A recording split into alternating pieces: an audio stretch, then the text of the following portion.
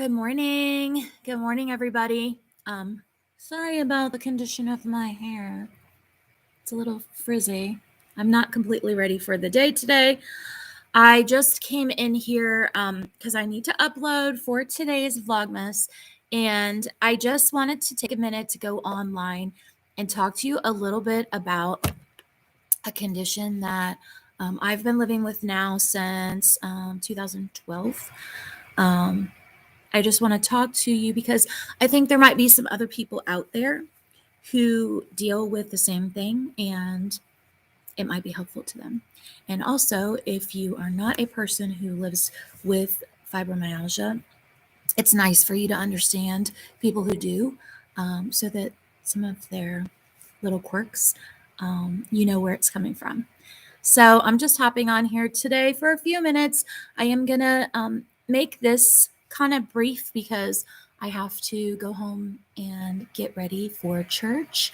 And I'm really looking forward to going and seeing my family and relaxing and unplugging and getting spiritually reconnected after this busy school week. So we are out. Our last day of school was Friday. We had a half day. And something happened to me on Friday afternoon that was really frustrating. We have always given our grades out to students in January, but we're in early college. So what that means for us is that we keep the same schedule, academic calendar as the local community college so that our students can take courses with them and not have like two calendars going on, because that's a lot to ask of students who are, they're like pre-adults. So that changes our reporting a little bit. It changes our semesters a little bit, whereas most people would be going into second semester like the third week in January and doing their final exams like, the middle of January.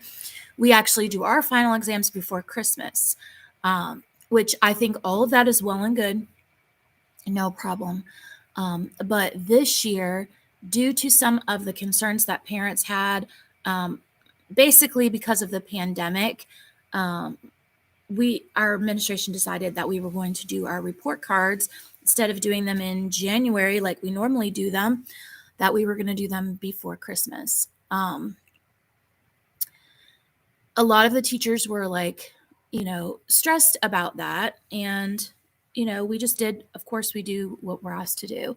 And I was attempting to do what I was asked, but the problem is that this is a time of year that I really have to manage my health. So as you all know, I did a presentation for the Board of Education for our school improvement team. If you've been watching my vlogs, you know about that. It happened a few weeks ago. And I was really excited about it. It was a positive thing. It was a great opportunity for me to go and represent my team. And I enjoyed the process of doing that whole thing. But what I've realized about myself is when I have something big like that, then for a few weeks after that, I kind of need to dial it back. And unfortunately, because we had these changes in the way that we were doing our paperwork, and it's Christmas, it's right before Christmas, the kids are just excited, they're hyped up, they can't help themselves. Like, it doesn't matter what grade they are, they're hyped up about Christmas. I'm hyped up about Christmas. So I was dealing with that. We were dealing with a very crazy exam week schedule where people, because we have a small staff and we share staff between the middle and high school levels, we were doing a lot of like switcheroos with who was taking over certain classes to make sure that we had the right number of people for testing. So that was another stressor, that there was a lot of unknowns and a lot of, flexibility, which I'm good with being flexible and working as a team. But the problem is that every time I have to change my schedule, do something different, do something extra, that is a drain on my like emotional well-being.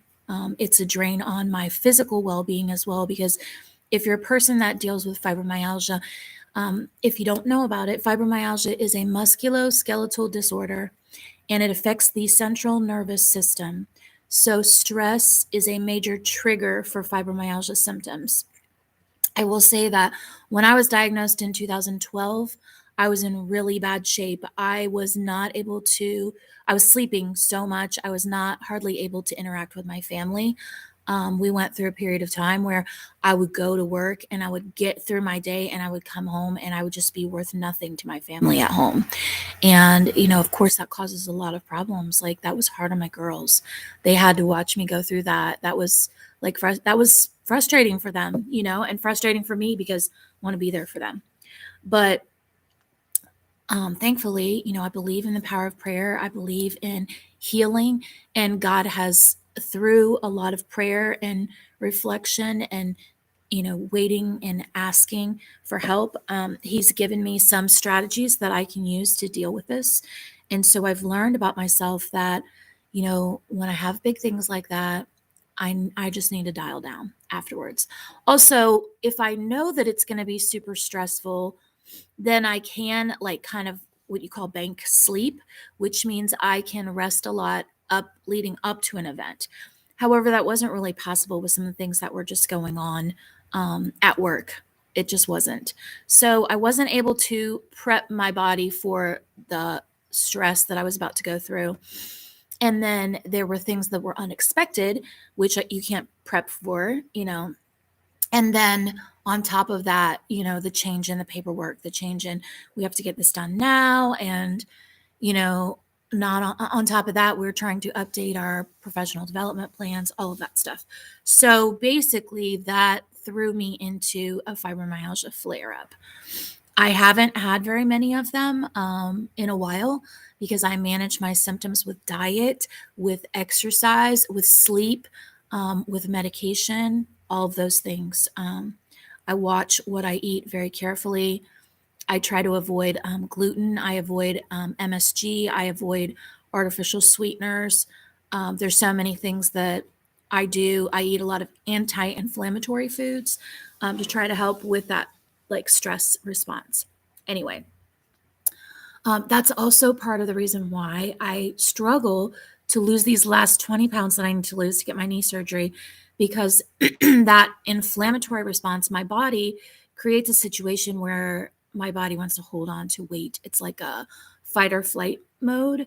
And so when I'm having a lot of problems with my fibromyalgia, I'll put on pounds and I'm not doing anything differently. It's like a stress thing. And so, yeah. Anyway, getting back to the whole work thing, I love my administration. I have excellent administration. They are so supportive of me. They're loving people. They care about the kids. They care about the staff. They do everything in their power to support everyone. And when they make a decision like this, I know they're acting in the best interest of students. But one of the things I also have to do is balance, like, what's best for kids and how can I make sure that I'm still physically able to do what's best for kids. So there's like a give and take for me personally that I have to do that some other people might not deal with as much. Now, it doesn't matter who you are, you have to take care of yourself in order to take care of other people. And teaching is such it can be such a draining thing to do, just because you're constantly giving of yourself to all of these different people every day, to different families with different backgrounds and different situations and different needs.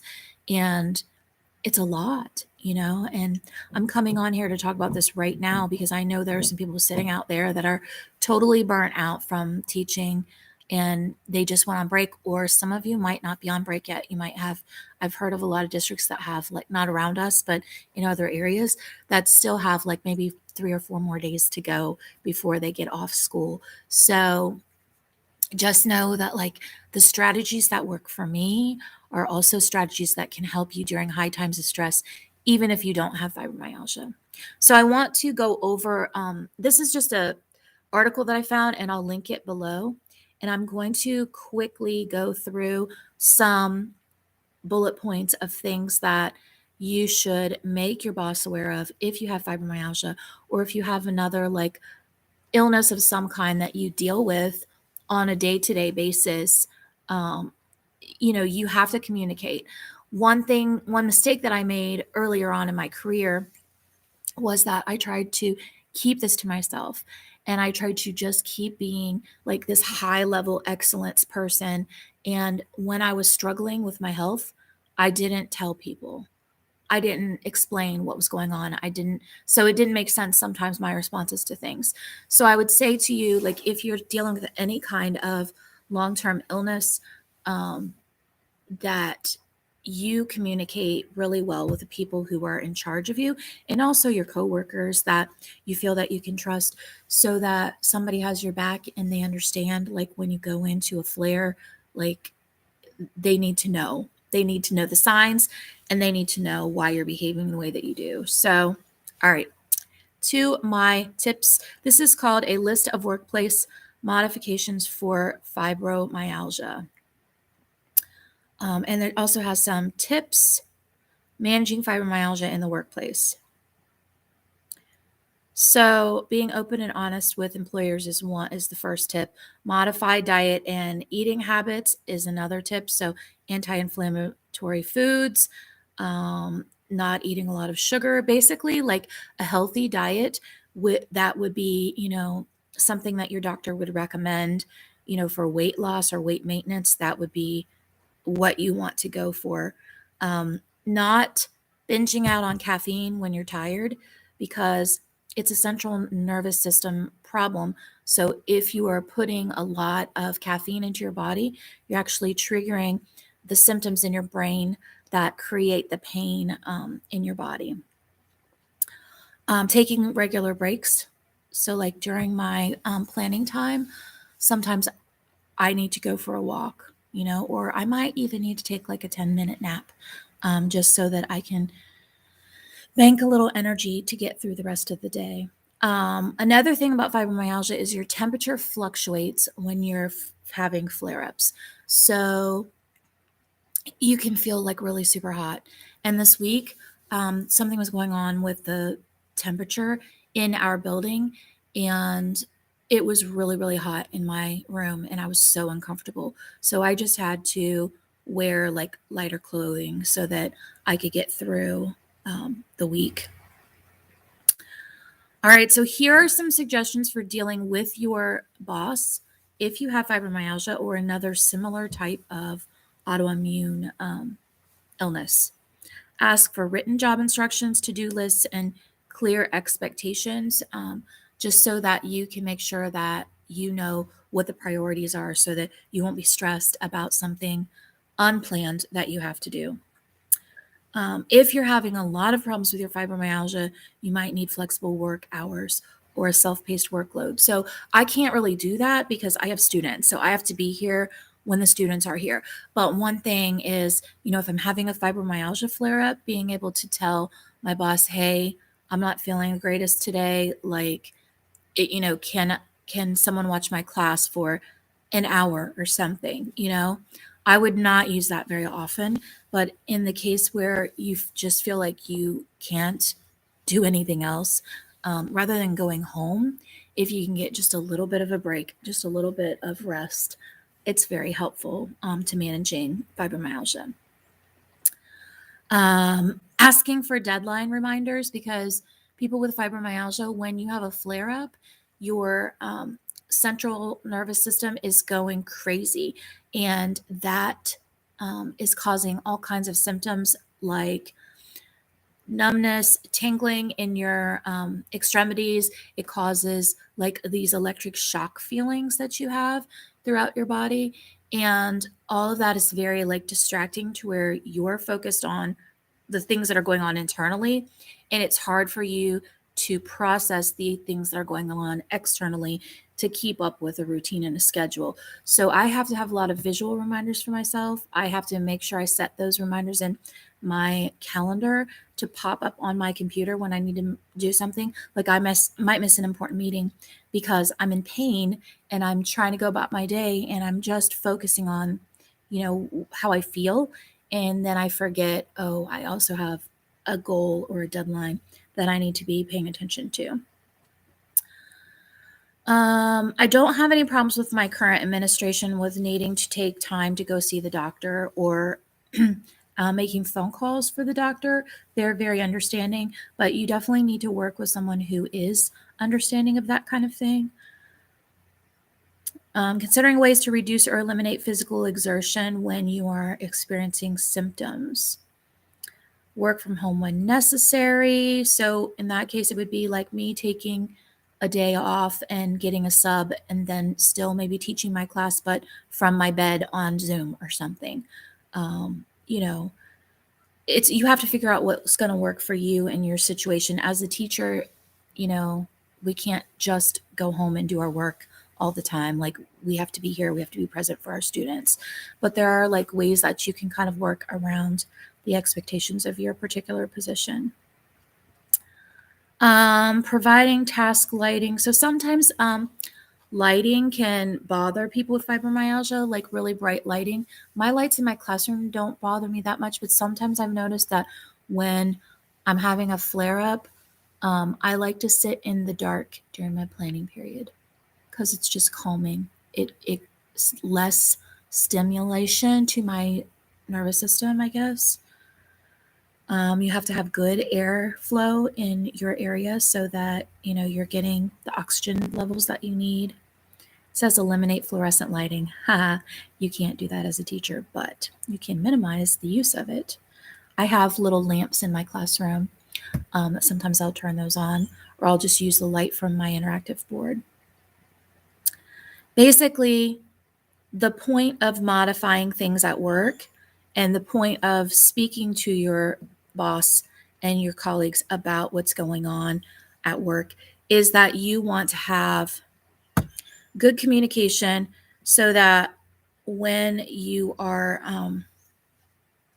experiencing symptoms, that people don't think that you're just trying to get out of your job responsibilities.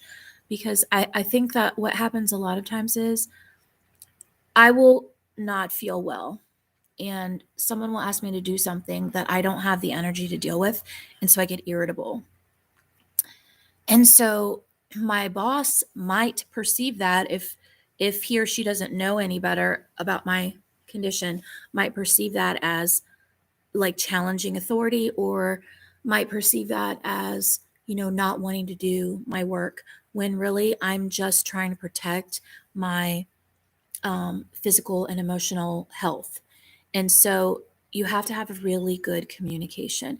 You have to be like, look, I understand the reason for this, but here's what I'm dealing with right now. How can we make this, come to some kind of compromise that's going to work for both of us? So my whole thing about this channel, the Trauma Informed Teacher, I went through a series of events in my past that created this situation that triggered fibromyalgia in my body.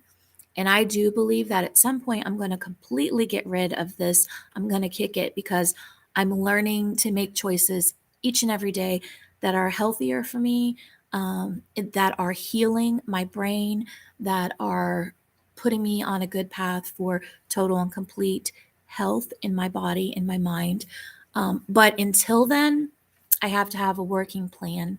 And I know that I'm not alone in that. I know that there's a lot of teachers out there who have been so like stressed out over the last couple of years and burnout. There are so many teachers who are quitting, leaving the profession. And my heart goes out to you. I just want to say, like, you can do this. You are strong and you are a beautiful person and you have things to offer students. And don't quit. Don't quit just because it's hard. You have to make modifications. You have to communicate with your administration in a positive way, in a way that still works for students and still does what's best for students.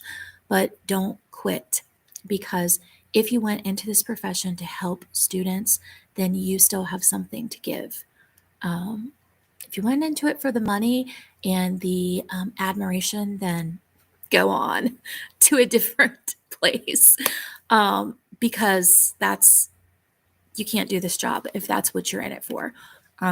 But if you truly went in it to help families and to help students become the best that they can be, then you still have something to give. you just might have lost touch with that. So yeah, I just wanted to say that this morning. I wanted to get on here and share with you like a fail that I have had. I talked to you a little bit about that the other day, but there was more going on Friday. Like it was crazy at the end of the day. There was a problem with the computer system, and it was something stupid. And I had done my grades, and they were in and they were ready, and my professional development plan was finished. And I'd done that all in the morning, and I was like trying to just have fun with kids. And then I felt like really sick. I needed to go to the doctor, and I'm like getting ready to pull out in the parking lot, and my boss calls me and says, "I need you to come back. There's a problem with your grades." And I was like, "Oh my gosh." And it went on for like an hour because there was an apostrophe in a comment on the computer system that the computer didn't like. And then there were a couple things. There were just some dumb things, which made me feel stupid because I'm the technology lead for my building. So I'm like, why is this happening to me? But I know why it was happening to me, because I was burnt out, stressed out, tired, fibromyalgia flare, full flare up.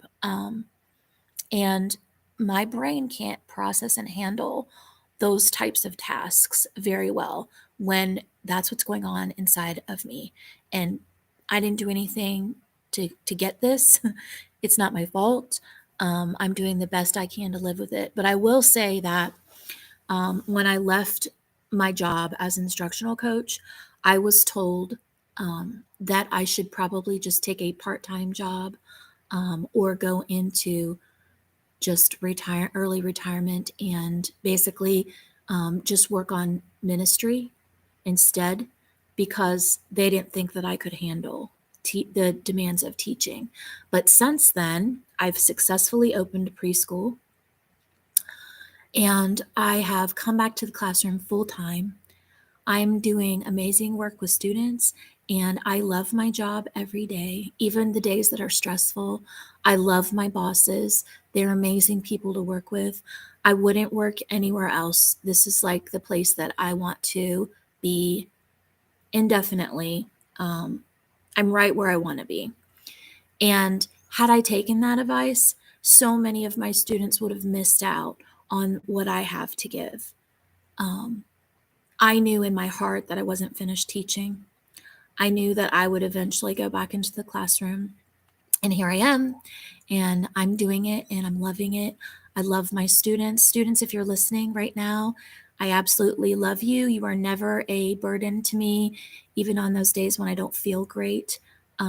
You give me a reason to get up every morning and come in, just to see you and to work with you and to help you figure out what your dreams and goals are and help you achieve them. That's why I get up every day. And I'm so grateful for you. I'm so grateful for my families that I work for, all my students' families. And I'm so grateful for my colleagues, because this is like one of the most supportive places to be that I've ever been in my career. And I'm just so blessed to be able to get up and do this every day. And I'm blessed to be able to sit here talking to you. I've almost reached 200 subscribers, guys. I'm so excited. Vlogmas has really helped my channel take off, and I'm excited about the future and expanding and growing this community and helping you all. So if you need more ideas for how to stay sane as a teacher, please make sure to hit the subscribe button and the little notification bell so that you will get all my newest videos. I'm going to be putting out a lot of cool content in 2022, and I'll talk to you more about that later. Also, I'm going to be giving you an opportunity in the near future to participate in a survey for a chance at a giveaway item. If you have an idea for what teachers would like for the giveaway, type that in the comments for me. But I'm looking forward to seeing you more in the new year. That's it for today. I've got to get off of here, get home, and get ready for church and go fill myself up. But thank you so much for being here, and I love you all. Have a blessed day, and happy Vlogmas Day 17. Bye-bye.